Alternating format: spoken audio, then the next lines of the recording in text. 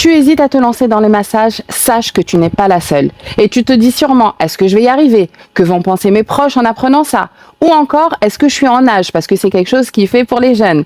Eh bien, je te dis ça pourquoi? Parce que la moitié des personnes que j'ai formées se sont posées ces mêmes questions. Et moi-même la première quand je me suis lancée. Alors oui, on a peur, oui, on doute. Et en plus, si c'est une reconversion professionnelle, on se dit, est-ce que c'est pas risqué de perdre un CDI par exemple? Mais à un moment donné, c'est soit on passe à l'action, soit on radote et on fera jamais rien. Pour ma part, j'ai pris la décision qui a tout changé. J'ai osé prendre ce risque, quitte à me ramasser. Parce que j'avais préparé mon cerveau à la réussite comme à l'échec, au fait d'affronter le regard des autres, le fait de ne pas pouvoir générer assez de revenus au début. Pourquoi? Parce que je voyais loin. Pas juste les résultats immédiats de ce changement de vie, mais plutôt dans 1 an, 2 ans, 3 ans, comment je me projetais. D'ailleurs, rien ne s'acquiert facilement.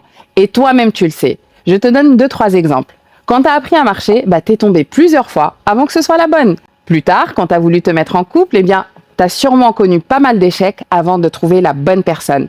Et j'en passe. Mais si tu attends que tout soit parfait, tu ne te lanceras jamais. Donc si j'ai un conseil à te donner, ose même si tu doutes, même si personne ne croit en toi.